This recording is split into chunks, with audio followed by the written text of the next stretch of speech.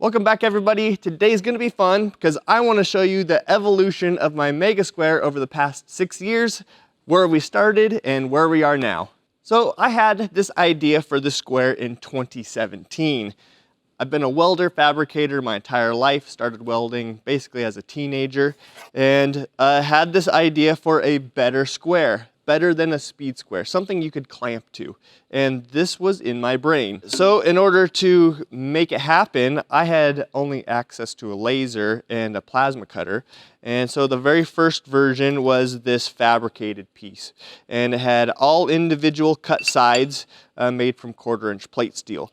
And if you were an early adopter of this idea, you know what, I'm sorry, but I'm also happy that you guys helped me develop this tool. So it was a way for you to build the square in your home garage. In theory, this is a great idea. I had all these tabs and slots, it keyed together really nice. It kind of helped hold the shape and angles of the tool. But you know, it had some weaknesses. As you start welding along the square, you're gonna get some warping, you're gonna maybe have to take this to the milling machine afterwards. You know, this was a relatively cheap and inexpensive way to get the part made. Overall, it was just a bad design, and you're not going to get the squarest tool from this platform, especially if you're a beginning welder. But in my mind, a cast version was always the best option.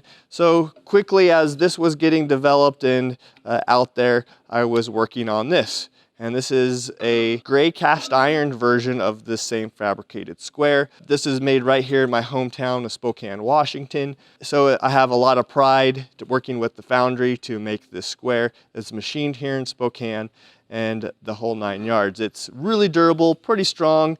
It's rigid, it's all machined, so it's very accurate. The price is obviously double of the fabricated one, but you're just getting a much better product.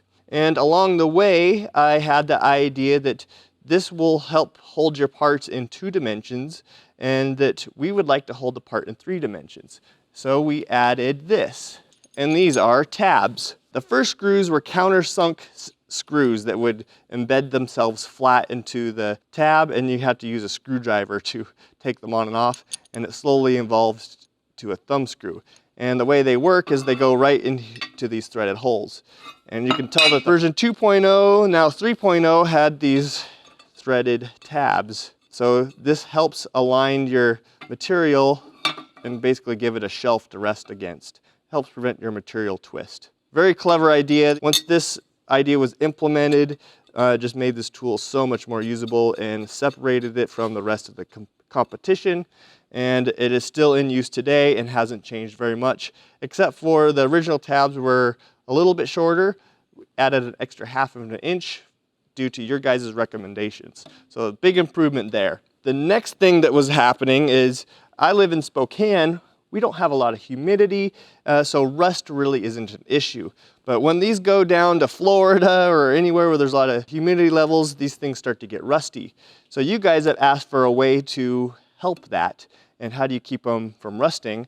So came up with this. This is a black oxide version. It's a little bit more money, but there's a 1/1000th black oxide layer on here. In this instance, it's red. And the more that it's in the solution, the darker the color gets. It doesn't really affect the performance of the square by the color, but we kind of go for this red look.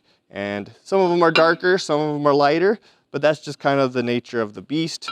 So this is a big improvement over this one. You can still get the naked cast iron, which I kind of prefer in some ways. This one, the coating eventually kind of rubs off, but it's going to take a long time for that to happen. And then last but not least, where we're at today is the Mega Square that has dragon scale on it. This is different than black oxide. This has a special coating that's been applied to the square. It's not nitride. It's not any of those fancy things that other welding companies have. This is something special that is on the square and applied to help the weld spatter from sticking. And it works so well, you can practically almost weld on the square and the weld BB won't stick to it.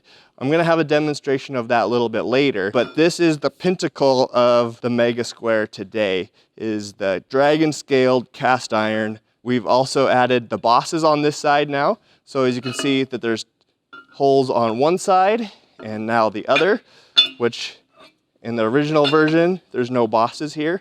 So bosses on both sides for tabs, and the back with the dragon scale. And these are all been suggestions from you guys, the consumers, and it's pretty amazing to see how far we've come from a fabricated version to a fully dragon scaled, anti-spattered, tabbed, bossed tool. It's quite amazing, and I absolutely love working with you guys. Keep your suggestions coming. Maybe someday we'll have a version 6.0 of this exact tool. So if you guys would like to get your own Mega Square, I'll leave a link down below. It's fireballtool.com, and I'll see you guys on the next one.